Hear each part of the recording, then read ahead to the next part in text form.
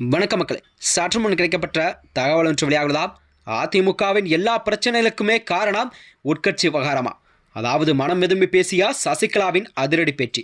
வாங்க வீடியோவை மூலமாக்கலாம். அதாவது சசிகலாவை பொறுத்தவரை அதிமுகவின் இந்த நிலைக்கு ஓபிஎஸ்ஸின் தர்மயுத்தம் தான் அடிப்படை காரணம். அந்த தர்மயுத்தத்திற்கும் டிடிவி தினகரனின் ஆணவம்தான் பிள்ளையார் சொல்லி போட்டதா? அதாவது எடப்பாடியே துரோகம் அதிமுகவை அழித்து விட்டதென மனவேதனையில் புழுங்கிக் கொண்டிருக்கிறார் வி.கே. சசிகலா அவர்கள்.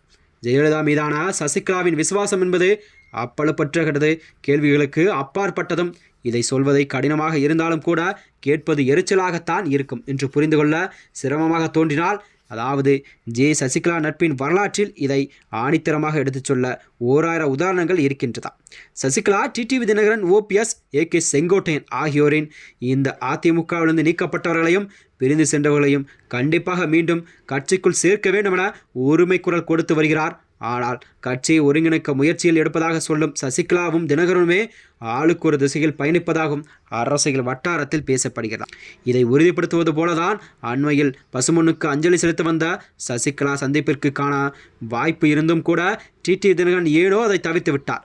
இத்தனைக்கும் ஓபிஎஸும் செங்கோட்டையன் சசிகலா வருகைக்காகவே காத்திருந்து அவரை சந்தித்தார்களாம்.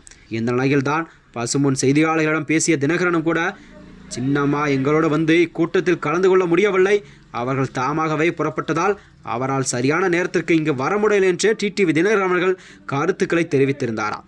தினகரனும் சசிகலாவும் பொதுவெளியில் தான் சந்தித்து பேசுவதை தவிர்ப்பது ஏன்?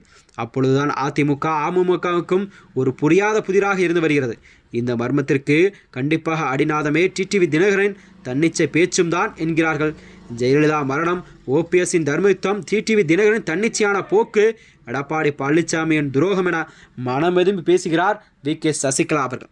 அது மட்டுமின்றி அவர் கூறியதாவது, அதிமுகவிலிருந்து பிரிந்து சென்றவர்களை கண்டிப்பாக ஒருங்கிணைக்கும் பணிகள் தான் நாங்கள் எல்லாம் கண்டிப்பாக ஒன்றுபட்டு இருக்கிறோம். அதற்கான வேலைகளையும் நாங்கள் செய்து கொண்டு தான் இருக்கிறோம். ஆனால் அதிமுகவில் பிரிந்து சென்றவர்களை சேர்க்கும் நிலையில் எடப்பாடி பழனிசாமி அதற்கான கொஞ்சம் கூட செவிசாய்க்கவில்லை என்று அவர் குற்றங்களை சுட்டியிருக்கிறார்.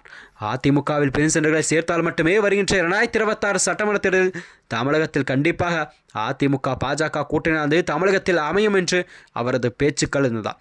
இந்த நிலையில்தான் அடுத்து இவர்கள் நாவல் அணியாக செயல்படுவார்களா அல்லது எடப்பாடியுடன் மறுபடியும் கூட்டணி கோர்க்க வாய்ப்பிருப்பதாகவும் மக்களிடம் ஒரு கோரிக்கையாகவும் வைக்கப்படுகிறதா?